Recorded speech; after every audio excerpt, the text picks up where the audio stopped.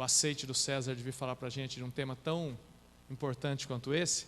Quando nós começamos o trabalho com jovens esse ano, César, logo na primeira reunião, eu falei para eles colocarem uma lista de assuntos que incomodavam, que eles gostariam de ouvir durante o ano, e essa foi uma das demandas, falar sobre ansiedade, sobre depressão. E a hora que ele falou, né, eu já sei quem que a gente vai buscar. Eu agradeço a Deus você ter atendido o convite, e eu gostaria de orar com você para que Deus usasse a sua vida, como Ele tem feito já, e para que Deus falasse aos nossos corações nessa noite, amém?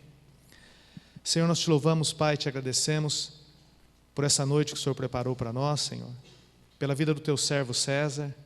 Te pedimos, Senhor, que o teu Espírito Santo esteja sobre ele, dando a ele sabedoria, discernimento, intrepidez para expor para nós as verdades das Escrituras sobre um tema tão importante que é esse da ansiedade, Senhor. Te pedimos que o teu Espírito Santo fale aos nossos corações, em nome de Jesus. Amém. O seu microfone não vai falhar. Boa noite. Deixa eu me ajeitar aqui para nós iniciarmos.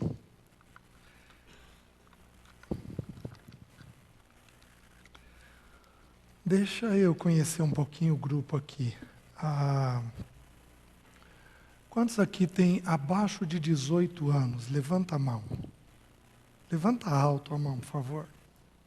Joia. Certo. Quantos aqui estão cursando a universidade nesse momento? Levanta a mão. Alto, por favor. Isso.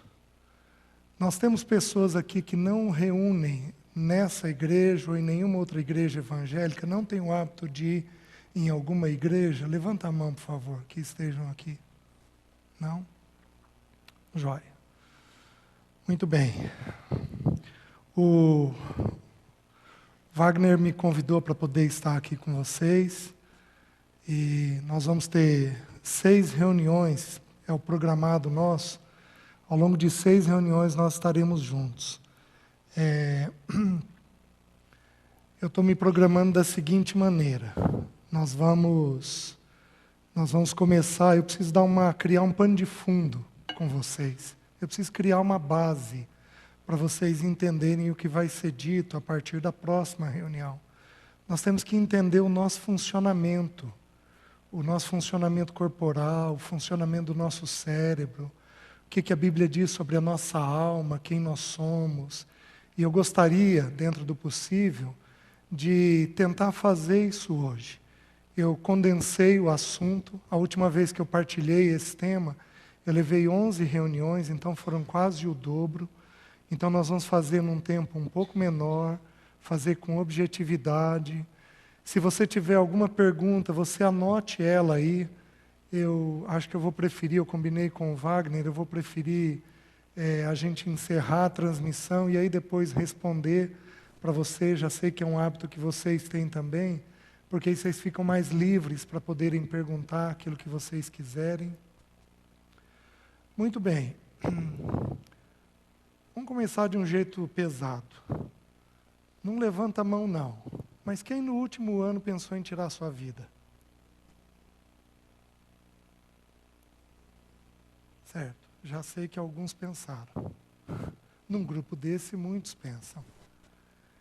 Quem aqui já pensou que a vida podia terminar? Não em terminar, não em se matar, mas em a vida encerrar. E Jesus podia voltar, eu podia morrer, tá bom para tudo encerrar.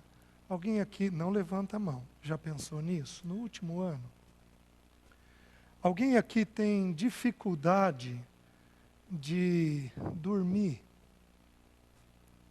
Seja para pegar no sono, seja para sustentar o seu sono depois. Alguém aqui no último ano andou tendo crise de irritação? Não levanta a mão. E você quis jogar alguma coisa ou chegou a jogar? Alguém aqui anda desanimado a tal ponto de não conseguir cumprir as tarefas mínimas? Se você confirma uma dessas coisas que eu estou te perguntando, os manuais de psicologia diriam que você pode estar desenvolvendo ou uma crise de ansiedade ou uma crise depressiva. Na psicologia, tudo é diferente da medicina. Porque na medicina você tem exames que você faz e você sabe dizer pelo exame o que está acontecendo com a pessoa. Na psicologia é tudo diferente. Na psicologia você não tem exames. Então você não tem o que a gente chama de objetividade. É tudo muito subjetivo. O que é uma pessoa deprimida? O que é uma pessoa ansiosa? Como que eu sei que uma pessoa está num nível de ansiedade?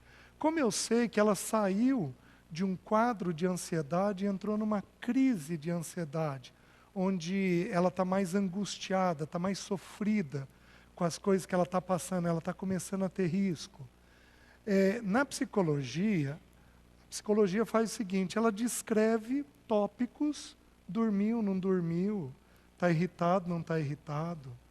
Ela vai descrevendo tópicos e, através desses tópicos, ela vai supondo o que está acontecendo com a pessoa. Então, o que nós vamos fazer? Nós vamos estudar, ao longo dessas 6 reuniões, sobre o funcionamento do ser humano. E eu quero me deter, em particular, na ansiedade e na depressão. Então, nós vamos fazer o seguinte. Essa primeira reunião, eu quero mostrar o funcionamento da gente, como é que é o funcionamento do corpo e da alma da gente. Na semana que vem eu quero falar sobre ansiedade. E aí, falando sobre ansiedade, a terceira reunião eu quero falar sobre como não viver ansioso, porque a Bíblia apresenta os antídotos da ansiedade.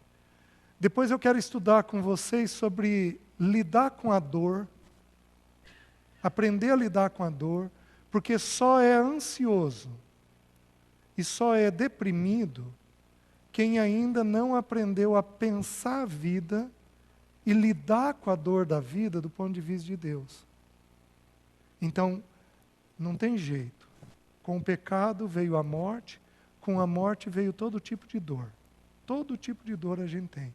A gente tem dor emocional, dor relacional, dor familiar, a gente tem dor dos desempenhos da gente, tem frustração, tem perdas, tem todo tipo de problema nessa vida. Se você não souber lidar com dor, você vai estar sujeito a crises ou de ansiedade ou de depressão. Então, o que a Bíblia fala a respeito de lidar com as dores? O 5º estudo, eu vou estudar a depressão em si. Nós vamos estudar a vida de Elias, quando ele teve uma crise depressiva, violenta, onde ele pediu para si a morte.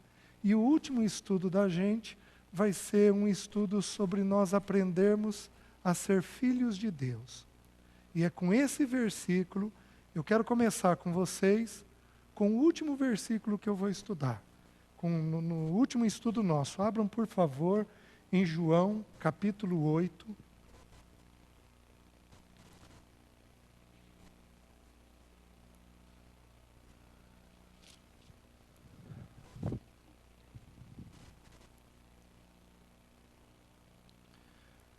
Versículo 32 diz assim: E conhecereis a verdade, e a verdade vos libertará. O que liberta, de acordo com as Escrituras? A verdade. A Bíblia apresenta a verdade sob 2 ângulos. Cristo é a verdade. Porém, a verdade dele revela a verdade minha, de quem eu sou. Então, há 2 ângulos na verdade, 2 facetas na verdade. A verdade de quem Cristo é e a verdade de quem eu sou. Quando eu olho para ele, eu vejo quem eu sou.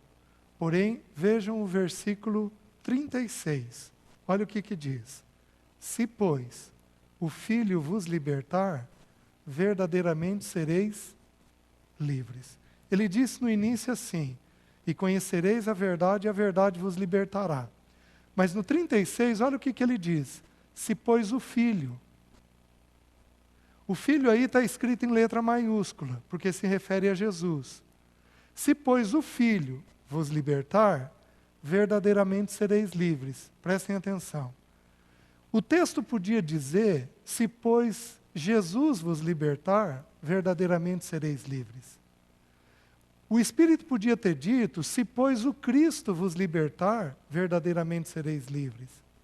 O Espírito podia ter usado: se, pois, Jesus Cristo vos libertar, vocês vão verdadeiramente ser livres. Mas aprove o Espírito falar o quê? Se, pois, o Filho. Por quê?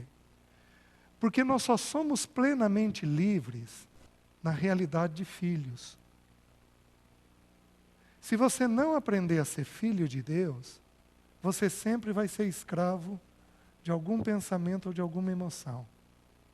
Só é plenamente livre quem vai aprendendo a ser filho de Deus. Vocês estão entendendo? Todos nós, no novo nascimento, a gente nasceu de novo e a gente então é livre. Mas a gente não é verdadeiramente livre. Porque eu tenho que ver, eu tenho que aprender em cada área da vida a viver como o Filho de Deus. Eu tenho que aprender a pensar o meu sustento do ponto de vista do Filho de Deus. Eu tenho que aprender a olhar minhas relações afetivas do ponto de vista do Filho de Deus. Eu tenho que aprender a olhar meu pai e minha mãe do ponto de vista do Filho de Deus. Quando eu aprendo a pensar a vida do ponto de vista do Filho de Deus, nós somos verdadeiramente livres. Então, todo ansioso e todo depressivo, ele tem lutas dentro dele com a filiação. Ele não aprendeu ainda, em determinadas áreas da vida dele, a ter o coração dele completamente descansado no seu Pai Celeste. A questão da paternidade é a única questão que é capaz de tirar a ansiedade da gente. Então, se eu me vejo como filho de um Deus amoroso, bendito, soberano, cuidadoso, meu coração encontra pleno descanso.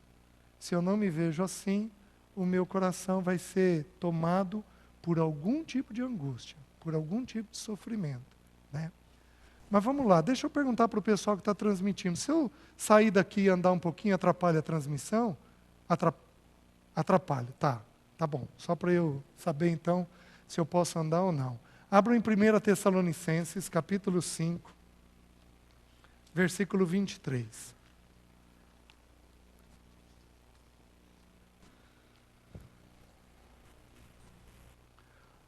Nos manuais de psicologia, 1 Tessalonicenses 5:23.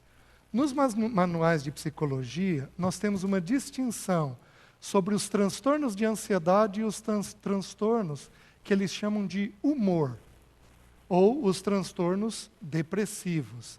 A pessoa está com humor baixo. Nas Escrituras, as Escrituras são a nossa base. A ciência, quando ela é definitiva, quando ela já é exata, ela está de acordo com as Escrituras e não o inverso. Então a ciência vai estar de acordo com o que as Escrituras dizem. Nas Escrituras, Jesus tratou de uma única doença, se é que eu posso colocar assim. Qual a única doença que Jesus tratou? Ansiedade. Então guardem isso. A depressão, ela deriva de um quadro ansioso. Então, todos nós que estamos aqui, temos uma tendência ansiosa. Todos que estamos aqui, temos uma tendência ansiosa. Não há nenhum de nós aqui que não seja ansioso.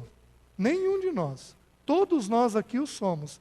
Em graus variados, em manifestações diferentes, mas todos nós aqui somos ansiosos. Mas nem todos nós aqui temos uma tendência à depressão.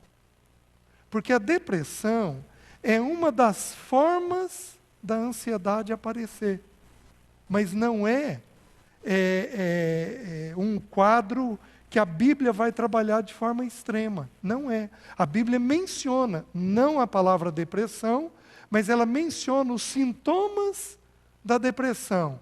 O desânimo, o abatimento, a falta de vigor, a prostração física, o sono alterado, a alimentação alterada, irritação. Todos esses sintomas próprios da depressão, a Bíblia menciona. Porém, guardem isso, a Bíblia trata de uma única doença. Uma única. Que doença é essa? A doença chamada ansiedade. Ou como nós vamos ver um pouquinho mais para frente, uma atitude que a gente pode ter na vida. Uma atitude um pouco mais ansiosa. Vocês querem ver como todos nós aqui somos ansiosos de uma ou de outra forma? Alguém aqui é compulsivo? Faz coisa em excesso? Esporte, comida, trabalho, sono. Alguém aqui é compulsivo? Levanta a mão. Levanta alto para eu ver. Só? Está aqui os ansiosos. Um grupo. Vamos um pouquinho mais. Alguém aqui é perfeccionista? Nossa! Calma, eu vou pedir para vocês levantarem a mão. O perfeccionista, ele é fiel. Olha, nem pedi, ele já. Tá. Alguém aqui é perfeccionista? Levanta a mão. Deixa eu ver. Está aí um outro tanto de ansioso. Alguém aqui é rígido? Tem que ser do jeito que ele quer. Não pode ser de outra maneira? Olha lá. Vocês estão vendo que a gente não vai escapando? Né? Alguém aqui tem toque? Nossa! Precisa ir lá, ficar vendo as coisas, revendo as coisas, olhando porta 2 vezes, dando 2 passinhos, não pisando no friso. Tem gente aqui que é desse jeito? Olha lá. Não tem jeito. Todos nós vamos cair num quadro ou noutro de ansiedade.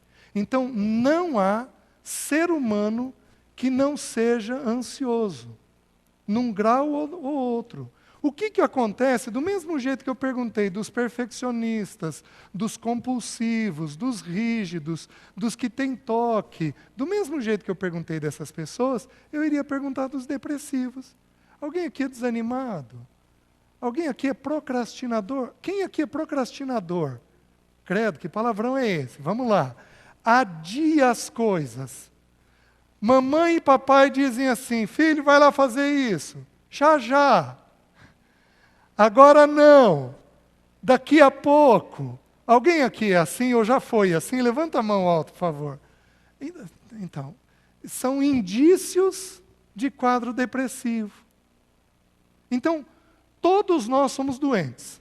A boa notícia para a minha profissão é que não vai faltar trabalho nunca. É assim, eu pego de vez em quando os pais fazendo algumas coisas com os filhos, que eu dou uma risada e eu penso, gente, olha, que bom que minha filha fez essa profissão, não vai faltar trabalho, né? Não vai ter jeito. Então, todos nós vamos ter essa tendência. Agora, 1 Tessalonicenses 5:23, diz assim: e o mesmo Deus da paz vos santifique em tudo, e o vosso espírito, alma e corpo sejam conservados íntegros e irrepreensíveis até a vinda de nosso Senhor Jesus Cristo. Fiel é o que vos chama, o qual também o fará. Então ele está dizendo assim, que o ser humano, ele é um ser humano dividido em 3 partes. Ele tem um espírito, ele tem uma alma e ele tem um corpo. Tá? Os estudiosos, os teólogos, dizem que o homem ou tem 2 partes apenas. Por quê? Porque a palavra espírito e alma, elas se misturam ao longo das Escrituras. Às vezes está falando a palavra espírito, mas está se referindo a uma função que é da alma. Às vezes usa a palavra alma e está se referindo a uma função que é do espírito. Então as 2 palavras se fundem. Para fins de estudo, nós vamos separar as 3 coisas. Eu, particularmente, entendo que são 3 partes inseparadas, apesar de que 2 são muito próximas. Então, eu e você temos 3 partes dentro de nós. A primeira, nós temos um espírito. Esse espírito é a parte que toca a Deus. é aquela parte que tem a ver com Deus, onde essa parte ela é imaterial, a gente não pega, a gente não consegue tocar ela é imaterial, então ela tem uma relação direta com Deus. Por exemplo, a gente sabe que o Espírito tem duas funções, pelo menos essas duas funções muito claras dentro dela. O Espírito tem consciência e o Espírito tem intuição. É muito comum as mulheres. Nós temos aqui uma ou outra mulher aí, que não é do grupo de jovens aí, as mulheres um pouquinho mais velhas, já tiveram aquela intuição sobre alguma coisa da vida familiar? Gente, estou com o meu coração apertado. O que é intuição? A intuição é uma ferramenta do Espírito. É uma ferramenta que habita dentro do Espírito nosso. Você não toca, você não pega, porque o Espírito é imaterial. O que é intuição? É uma forte convicção, é uma forte certeza de algo. Você sabe de algo, mas você não sabe dizer o que é aquele algo. Mas você tem uma íntima convicção de um algo. Então você intui. Quantas vezes uma esposa vira para o marido, eu acho que você não devia ir viajar. Acho que você devia ficar. Ela está tendo uma intuição, ela não sabe explicar o porquê, não sabe dizer o porquê, e aquilo é uma coisa que está ocorrendo dentro do espírito dela. Né? É uma ferramenta do espírito. Então essa primeira parte, nós vamos pôr aqui num cantinho, porque ela não é o nosso alvo nesse momento. Então nós temos um espírito. Mas nós também temos uma alma. E a palavra alma, e o vosso espírito, alma e corpo, sejam conservados íntegros e irrepreensíveis. O corpo é outra parte que é fácil da gente ver. Tem o espírito, segura aí a alma, e tem o corpo. O corpo é a parte física. É aquela parte que a gente vê. Essa é material. Essa a gente vê e a gente toca. O corpo é a parte nossa que se relaciona com essa vida. É pelo nosso corpo que nós aprendemos as coisas da vida e jogamos para dentro de nós. O corpo é como se fosse uma antena. É por ele que eu consigo jogar as coisas para dentro de mim. Então, digamos que eu fosse cego e eu tocasse isso daqui. Eu ia por tato, eu ia imaginar o que podia ser isso daqui. A gente vai aprendendo a saber o que são as coisas. Então, o meu tato está fazendo a leitura e está jogando informação para a minha mente. Então, o corpo também é uma parte muito fácil, muito tranquila da gente entender, é a parte material. Mas e a alma? O que é a alma da gente? Deixa eu explicar para você uma coisa. O português, ele é uma língua restrita em alguns aspectos. O grego é uma língua extremamente rica. Então, a palavra vida, que é traduzida para nós na Bíblia, ela é só traduzida por vida. Por exemplo, em Gênesis, Deus plantou a árvore da vida. E Jesus, em João 10, ele diz assim, eu sou o bom pastor. O bom pastor dá a sua vida pelas ovelhas. Ele vira e ele diz. O mercenário, ele vem para roubar, matar e destruir. Eu vim para que tenham vida, e a tenham em abundância. O bom pastor dá a sua vida. Tudo está traduzido para nós por vida, em João 10. Porém, no original grego, nós temos 3 palavras para vida. A primeira, bios. Da onde deriva a palavra biologia. Bio é o quê? A vida natural. Isso aparece em alguns textos da Bíblia. O segundo original é psique, da onde deriva a palavra psicologia. Psique é vida da alma. Ou seja, é a vida natural, é a vida de quem eu sou. Então, o César, ele tem uma psique. Ele é uma pessoa, ele tem pensamentos, ele tem afetos, ele tem vontades. Esse é o César, psique.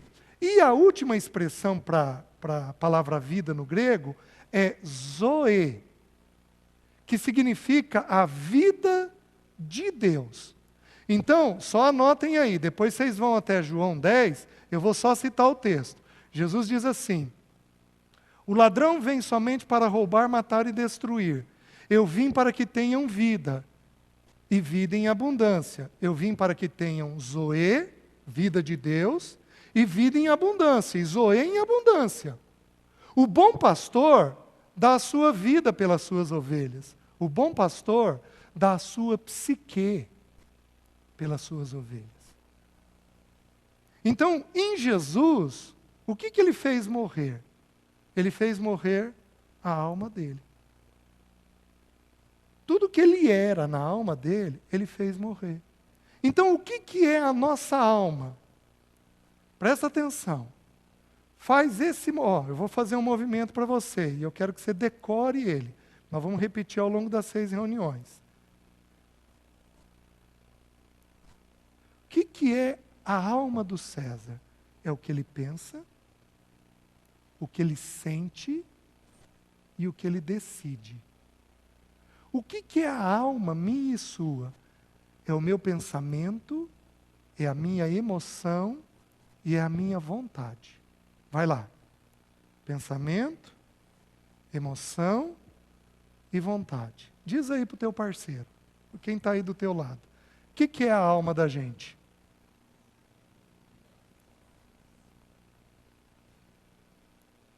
Você tem determinados pensamentos, você tem determinadas emoções e você tem determinadas vontades, certo?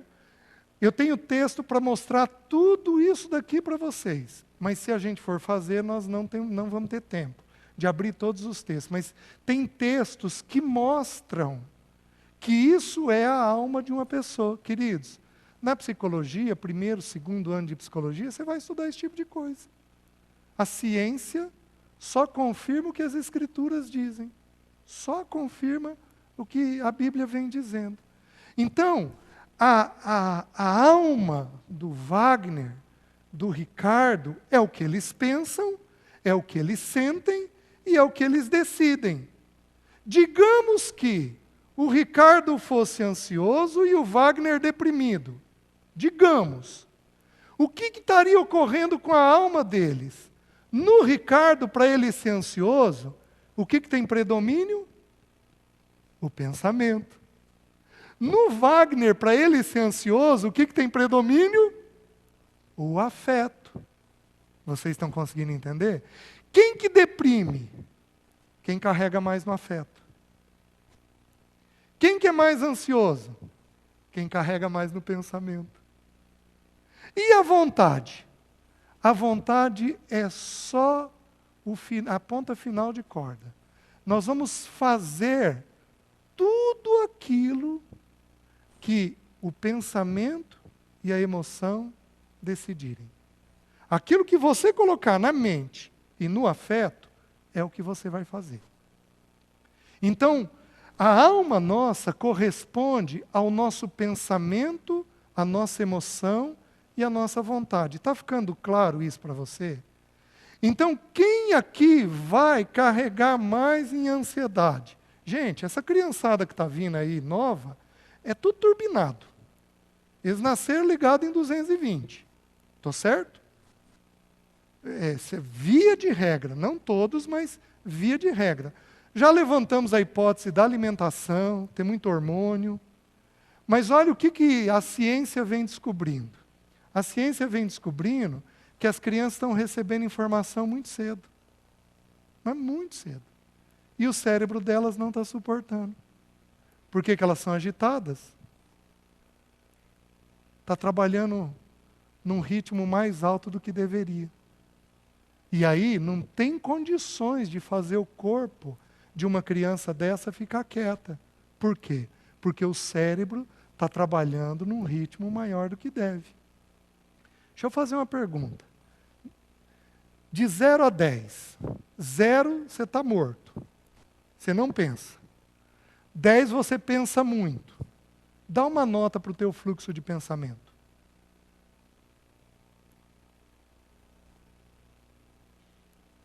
Deu? Fala para quem está do teu lado.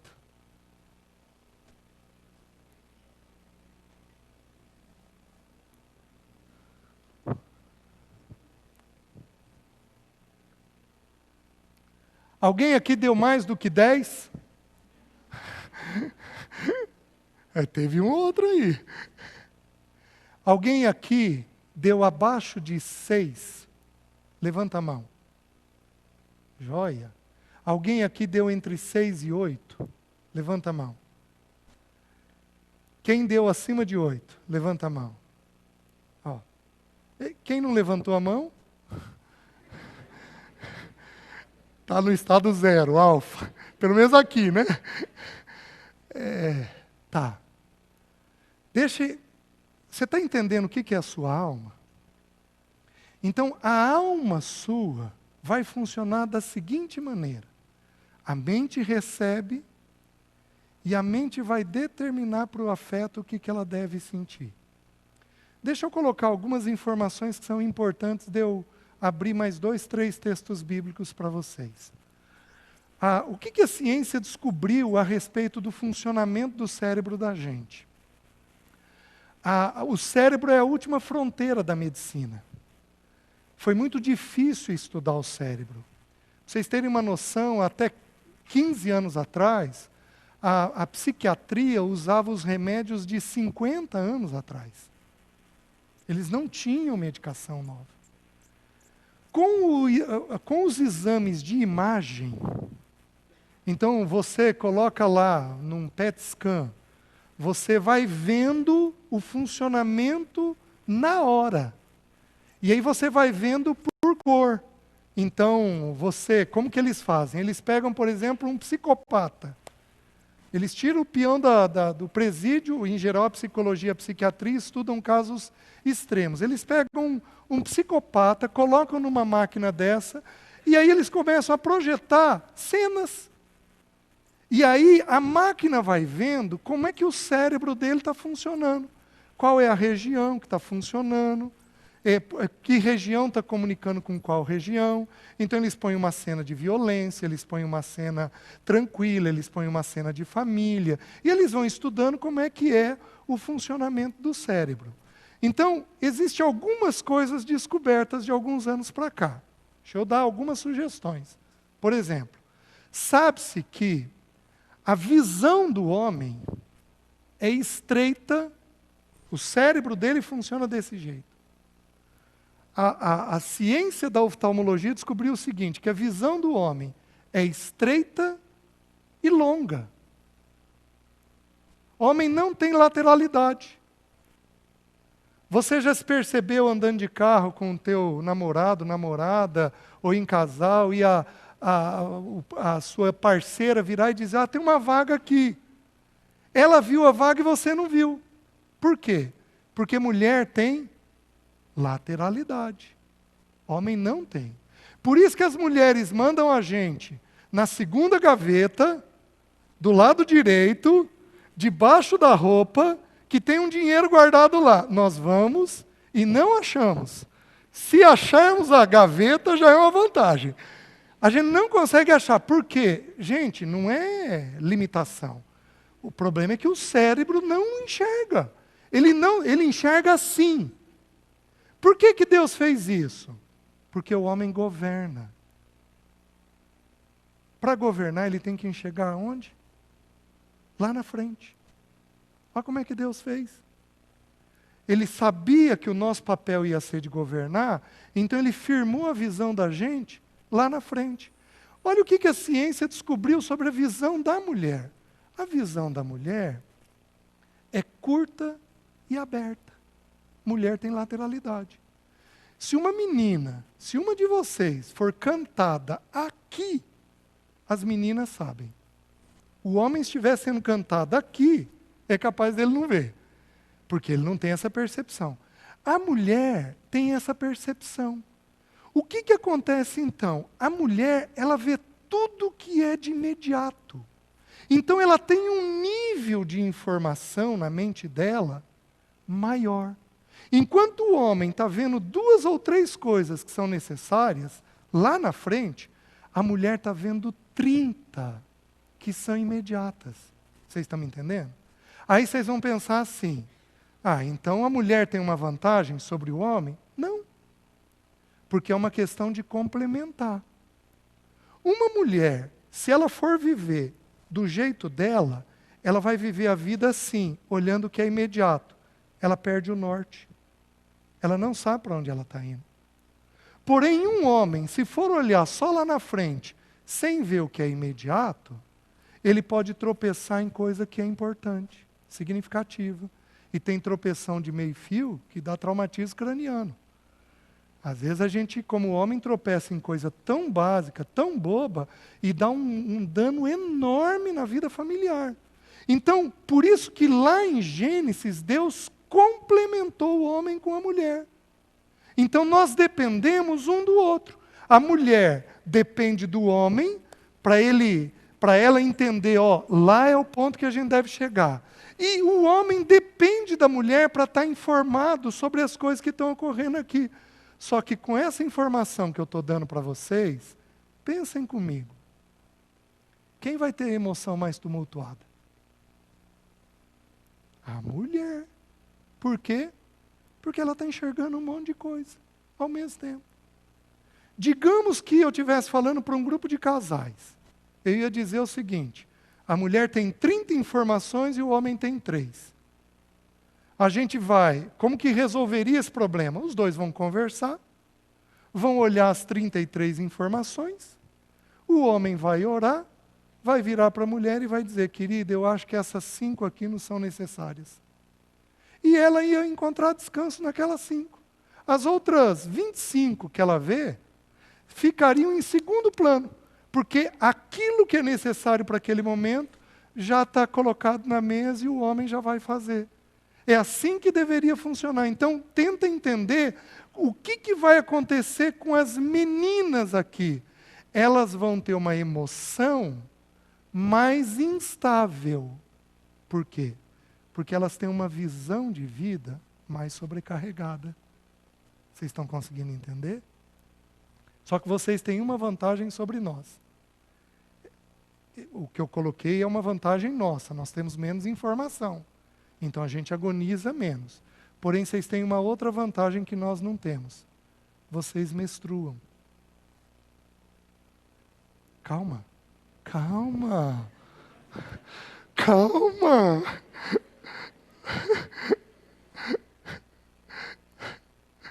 É que eu armei a frase também de um jeito infeliz, né? Vocês me desculpem. Vocês aprendem a lidar com dor mais cedo. E por lidar com dor mais cedo, vocês aguentam um pouco mais a pressão imediata. Vocês estão conseguindo entender? Porque senão vocês iam pirar se não soubessem lidar com dor. De tanta informação que vai tendo. Então, hoje é científico isso, a menina amadurece, a menina. Eu não estou falando de adulto, não. Isso daqui depois regula essa diferença. Mas a menina amadurece cerca de 5 anos antes do homem. Se você pegar uma menina de 12 anos, ela está falando de namorar. Se você pegar um menino de 12 anos, ele está falando de jogar a burquinha. De brincar de alguma coisa. A cabeça dele está em outro lugar. Por que que ela pensa assim? Por causa da dor física que ela tem que lidar. Por causa da visão imediata que ela vai tendo. Então ela vai lidando com mais informações. Vocês estão entendendo? Deixa-me dar mais uma informação. Quanto tempo eu tenho? Tá. Deixa eu dar mais uma informação para vocês. Olha o que se descobriu sobre o cérebro agora, tem cerca aí de 4, 5 anos, não mais do que isso. Talvez um pouco menos do que isso. Nós temos cerca de 100 bilhões de neurônios no cérebro. Com mais 85 bilhões de células de suporte. Então nós temos perto de 200 bilhões de células que no cérebro vai fazer a conexão da informação. Então como que funciona? Um neurônio se liga no outro. E ele faz o que a gente chama de uma sinapse. Então eles se ligam, formam um cordãozinho. Forma um cordão. Esse cordão abre 5 frentes. E cada frente forma mais um cordão. Cada frente dessa que abriu, abre mais 3, 4, 5 frentes. E vai formando mais um cordão. De tal forma que a informação, o pensamento, passa por esse cordão. O que você pensa está passando num fiozinho aí dentro de você. De tal forma que vocês sabem quanto tem de fio num cérebro humano? Cerca de 64 mil quilômetros num cérebro. Por isso que a gente é tão diferente. Porque o caminho em um faz aqui, aí pegou a segunda via, pega a primeira, pega a quinta, volta para a primeira. A informação gira e anda de um jeito que a gente não é capaz de imaginar. Então, um cérebro humano, ele vai conter dentro dele um caminho enorme por onde a informação vai passar. Por que que um é mais ansioso? Por que que o outro é menos? Por que que um é mais pacato? Por que que um demora mais para reagir? Por que que outro reage de rompante? Por que que um demora para pensar? Por que que o outro, o cérebro habita a língua? Não dá nem tempo de pensar, ele já está respondendo. Por causa desse caminho que trilhou dentro do nosso cérebro. Agora, o que eu preciso que vocês entendam? Então, a alma nossa, a psique nossa tem o quê? 3 elementos. Quais são os 3 elementos? Pensamento, emoção e a vontade. O que eu preciso que vocês entendam? Que tudo começa na mente. É um ensino claríssimo das Escrituras. Tudo começa na mente. Esse negócio do cérebro é tão forte, é tão forte, é tão forte, é decepcionante para algumas mães aqui com criança pequena. A ciência da neuropediatria, os estudos mais recentes franceses, pedem que a criança não deveria ver TV, celular, iPad, qualquer coisa do gênero, até os 2 anos de idade. Sabe por quê? Porque o cérebro não tem as ligações, não tem maturidade para suportar as informações. Vocês estão conseguindo entender? Teve quem se lembra aqui do Pokémon? Quem é da época do Pokémon ainda? Certo? O Pokémon era um desenho japonês que aparecia muitas cores. Lembram? Teve um episódio do Pokémon no Japão que mandou 32 mil crianças para o hospital. Elas tiveram convulsão. Porque eles não suportaram. O cérebro não conseguiu suportar a informação de cores que chegou. Por isso, entenda o que eu vou dizer.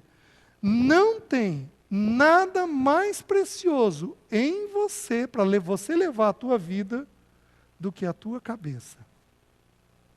Se você não proteger o teu cérebro, se você não proteger o teu pensamento, não vai ter jeito. Agora, o que alimenta o pensamento? Já que a base de tudo é o pensamento, o que alimenta o pensamento da gente? Tá, como é que a informação chega dentro do cérebro da gente? Como é que eu sei que uma coisa é vermelha e que outra coisa é preta? Como é que eu sei que um cabelo é enrolado e outro cabelo é liso? Como é que essa informação entra dentro do cérebro da gente? Vamos entender. O que informa o cérebro da gente são os 5 sentidos. É o corpo que joga informação para o cérebro. Quais são os 5 sentidos? Visão, audição, tato, paladar e olfato.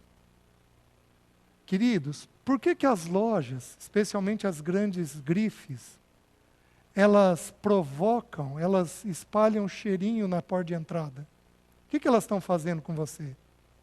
Elas estão tentando te chamar de que jeito? Pelo olfato. Você está me entendendo? É tão simples a coisa. Por que que às 7 da noite, num sábado, aparece propaganda do McDonald's na TV?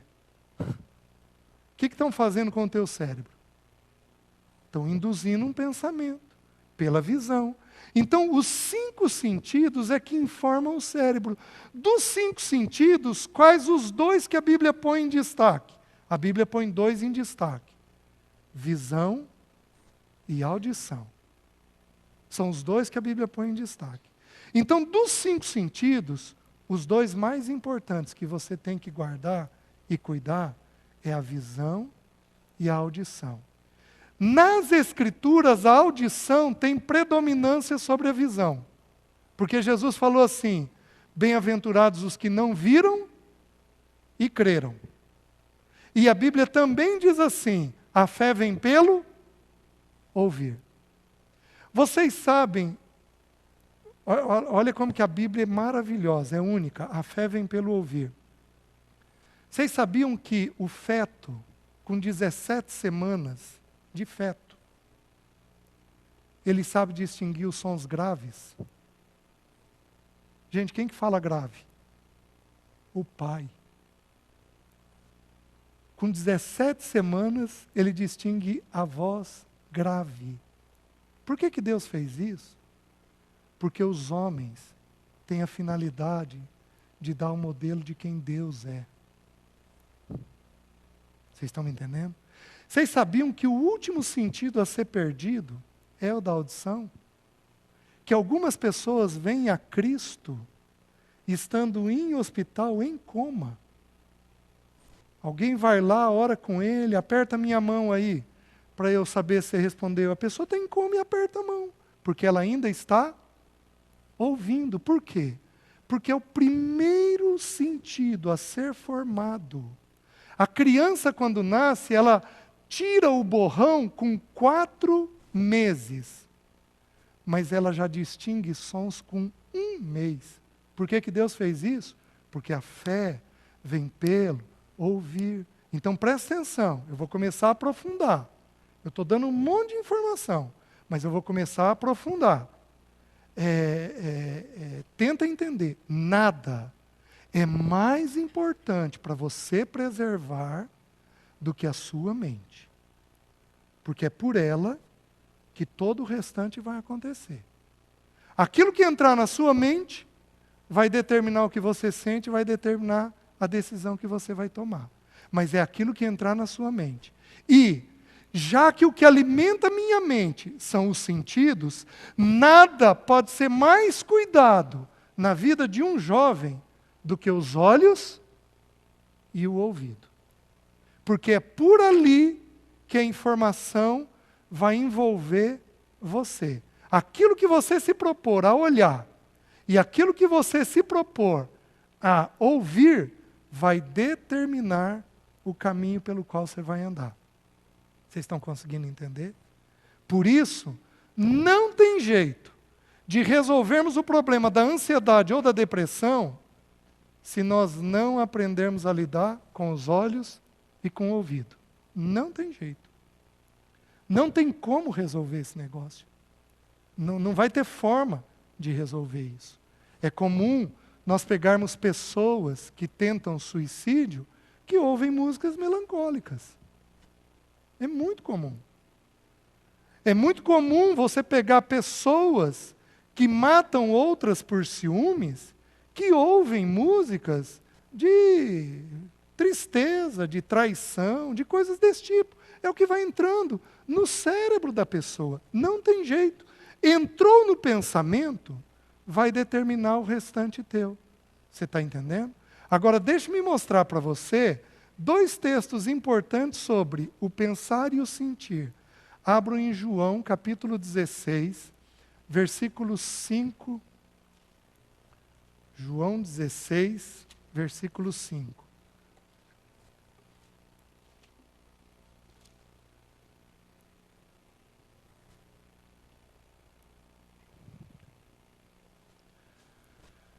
Jesus vai falar sobre a morte dele. Jesus vai falar sobre a morte dele. Quais os 3 elementos da alma?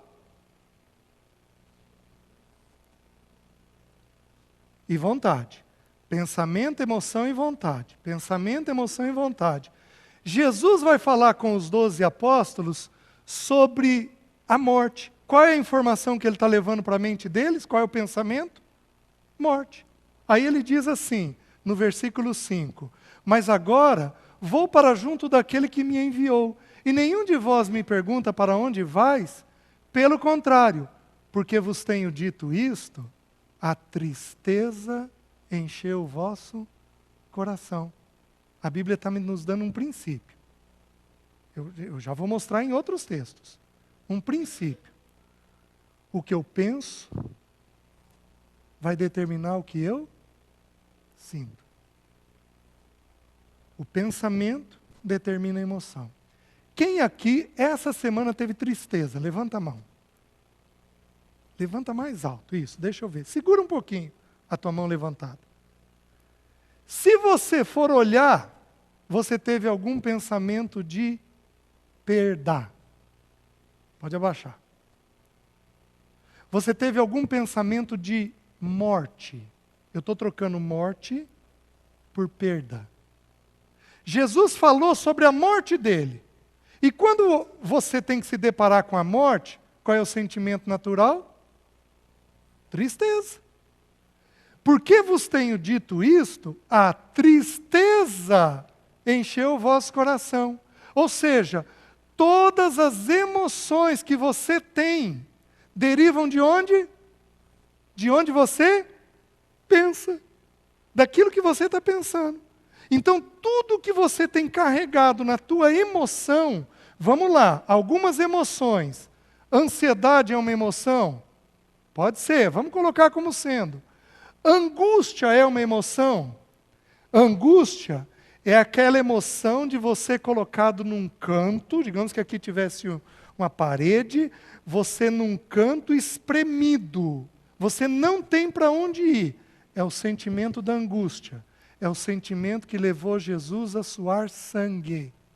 Esse é um dos sentimentos que tem que ser cuidado. Porque esse pode inclusive trazer pensamento de morte. Ele é desesperador, esse pensamento de angústia. Esse sentimento de angústia. Então, ansiedade, angústia, tristeza, irritação, medo. Quem teve medo essa semana? Levanta a mão. Alto, por favor. Certo. Por que tiveram medo? Porque de alguma forma tiveram o pensamento da solidão. Tudo deriva de algum pensamento. Jesus, ele ficou angustiado no Getsemane. Por quê? Porque ele ia ter uma separação do Pai. Então, toda emoção sua, qualquer emoção que você me trouxer, nós vamos achar um pensamento próprio para aquela emoção. E aí, o que acontece? Em geral, você vai procurar ajuda quando você está sobrecarregado na emoção. O problema é que você está sobrecarregado na emoção porque você descuidou do quê? Do pensamento. Teve algum pensamento que andou entrando dentro de você e você simplesmente não percebeu. Está fazendo sentido o que eu estou dizendo para os irmãos? Então, as emoções nossas, elas sempre vão derivar do pensamento. No mesmo capítulo 16, dá uma olhadinha no versículo 22. Olha o que ele diz lá. Jesus diz assim: então outra vez vocês vão me ver, e o vosso coração se alegrará. Alegria é o quê? Uma emoção. Por que eles iam ter alegria? Porque a mente deles estava informada do quê? Da presença do Senhor. O pensamento deles é de que o Senhor agora estava com eles. Então o coração deles foi tomado de alegria. Então o que vocês precisam entender? Vocês precisam entender que o pensamento que você tiver vai determinar a sua emoção. Se a sua emoção começar a ficar sobrecarregada, é porque o seu pensamento está sobrecarregado. É porque você está descuidando do seu pensamento, né? Tem aqui alguém que não dorme bem? Levanta a mão. Alguém que tem problema para dormir? Levanta a mão alto. Levanta, isso. Cheio de coragem, certo? Esses precisam de um cuidado maior. Porque essa é uma outra informação que a ciência trouxe. A ciência descobriu o seguinte, que o neurônio nosso, ele é renovado no sono. Por isso que você acorda de manhã e você tem uma capacidade de aprendizado de manhã maior do que ao longo do dia. Mesmo aqueles que vão dizer aqui que são noturnos, mesmo aqueles que produzem muito à noite, isso não é uma verdade. Se você aprender a dormir mais cedo e acordar cedo, você vai ver que você é muito mais produtivo ainda de manhã. E por quê? Porque o neurônio nosso, ele é renovado. Então é como se ele ficasse novo de manhã. E a capacidade dele de absorção, de transmitir a informação, de levar a informação, fosse renovada, está aumentada. Então, qualquer psicólogo, qualquer conselheiro, qualquer psiquiatra tem pavor de uma única coisa. Que coisa é essa? Alguém que não dorme. Porque não dormiu, tudo vai ficar gravado. Quantas vezes a gente corrige um filho, um adolescente, de forma ríspida, de forma dura, quando na verdade o que ele está precisando só é o quê? Dormir. Está irritado, porque não está dormindo. Está com a emoção sobrecarregada, porque não está dormindo. Porque se não dormir, não consegue melhorar. O pensamento piora muito com aquela pessoa que não dorme. Agora abram para mim, por favor. Então, a nossa alma é o pensamento, a emoção e a vontade. Romanos 12, 2. Um texto muito conhecido de todos nós. Esse versículo, ele consegue resumir nele a nossa alma. Porque lá diz assim: e não vos conformeis com este século, mas transformai-vos pela renovação da vossa mente, ó, o primeiro ponto, para que experimenteis qual seja a boa, agradável, ó, a emoção, e perfeita vontade de Deus. Vocês estão me entendendo?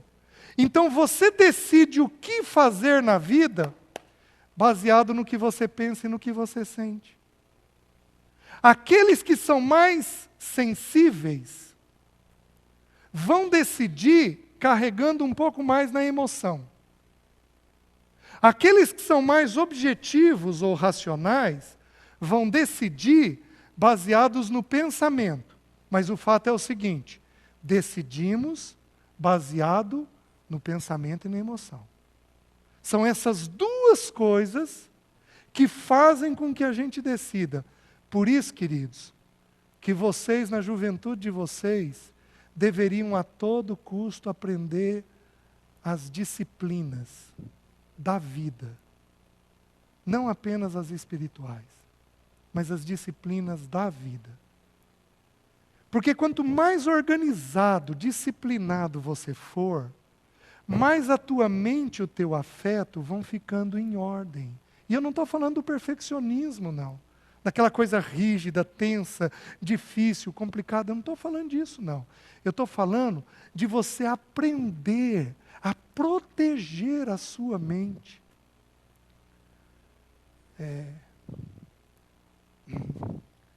Eu converso com pessoas que têm memórias de 5, 6 anos de idade. Fizeram coisas erradas com 5, 6 anos de idade, só que fizeram sistematicamente. Até hoje essas cenas estão no cérebro. Porque entrou no cérebro. Tem determinadas cenas que vão entrar no cérebro e que podem levar uma vida inteira para conseguir sair do cérebro da gente. A gente não dá conta de determinadas coisas. A gente não dá conta de determinadas coisas. Crianças abaixo de 12 anos não dão conta de ver cenas sexuais. Não dão conta. Vai gravar. O cérebro não está pronto para aquilo. Abaixo de 12 anos, você não está pronto para lidar com o peso de dinheiro, que é um senhor. Nós temos adultos complicadíssimos, às vezes até cristãos complicadíssimos, gente às vezes avarenta, gente que deve sem parar. Por quê? Porque às vezes pode ter acontecido de, na infância, ter jogado tanta informação de dinheiro, que desregula. Não sabe mais tarde lidar com isso. 12 anos é uma idade de visão nas Escrituras. Porque Jesus, com 12 anos, começou a tomar decisões. Com 12 anos, não antes disso, com 12 anos, vocês têm que começar a tomar decisões. E vocês vão estar liberados com que idade? Aos 30. Ô César, quer dizer que aos 30 eu estou pronto para tomar decisões sozinhos? É. Porque aos 30 você já tem experiência de vida. Jesus é atemporal e acultural. A pessoa do Senhor a gente aplica em todas as gerações, em todas as culturas. Jesus tomou a primeira decisão dele com 12 anos. E ele saiu da casa dos pais, sendo submisso aos pais, com que idade? 30. Quer dizer que até os 30 anos eu tenho que perguntar para o meu pai ou para a minha mãe? Perguntar aquilo que você não entende. Vou te dar um exemplo. Eu casei com 22. Eu casei e deixei meu pai e minha mãe. Deixei. Tomei minhas decisões. Mas aos 27 eu comprei um terreno. Vendi o carrinho que meu pai tinha me dado de presente de casamento, comprei um terreno, liguei para meu pai feliz da vida. Pai, troquei o carro num terreno. Primeira pergunta do meu pai: filho, a caída do terreno é para frente ou é para trás? Eu perguntei, por quê? Porque tem que drenar água. Se é para frente, quem que drena a água? A prefeitura. Se é para trás, quem que tem que drenar a água? Você, senão vai para o teu vizinho. E eu não sabia. Só que se eu soubesse esse princípio que eu estou ensinando para vocês hoje, eu tinha passado a mão no telefone e ligado para meu pai. Ô pai, eu vou comprar um terreno, o senhor tem alguma sugestão aí? Ô filho, ó, cuida com isso daqui. Vocês estão entendendo? Então a Bíblia pressupõe que aos 30 anos nós temos experiência razoável em todas as áreas da vida da gente. Daí, essa sujeição que a gente tem que ter do nosso pensamento e da nossa vontade aos mais velhos, aos irmãos mais velhos, aos pais da gente. Então, esse é o nosso funcionamento do pensamento e do afeto. Então, tudo aquilo que você tem decidido na tua vida, você tem decidido baseado no que tem entrado nos teus olhos e nos teus ouvidos. A questão é, andou tomando decisão ruim? Andou metendo os pés pelas mãos? Andou como jovem fazendo coisas que não deveria? Sabe por quê? Porque você não vem guardando os teus olhos e os teus ouvidos. Aí não tem jeito. Não tem jeito. Aí você não apenas vai decidir coisas ruins, como pode mais tarde agravar um quadro de ansiedade e de depressão, inclusive em você. Vocês estão me entendendo? Por isso o que a gente vê e o que a gente ouve precisa ser priorizado dentro de nós para a gente poder tocar a vida de um jeito adequado. Certo? Semana que vem nós vamos começar com o quê?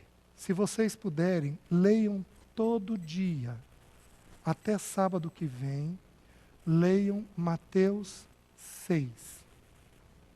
Nós vamos estudar o texto de ansiedade, tá? Eu quero mostrar para vocês o que é uma mente agitada. Eu quero mostrar para vocês qual é o perfil do ansioso, para a gente tentar ir vendo quem que aqui que é o quê, tá? Então, se você puder, para a semana que vem, lê todo dia. Se você puder levantar de manhã, antes de fazer tuas coisas, abrir as escrituras e ler esse texto, para a semana que vem, então, a gente estudar ele com calma. Amém? Deixa eu fazer uma oração. Curvem suas cabeças. Jesus, muito obrigado, porque o Senhor tem sido por nós e o Senhor tem nos ajudado. Senhor, visita esses jovens. Senhor, limpa o coração deles, limpa a mente deles. Senhor, se levanta de tal maneira que eles aprendam a proteger os olhos e os ouvidos deles. Espírito Santo de Deus, faz isso com eles. Levanta no meio desses jovens uma geração saudável, madura, que se resguarda, que se cuida. Levanta no meio deles uma geração assim.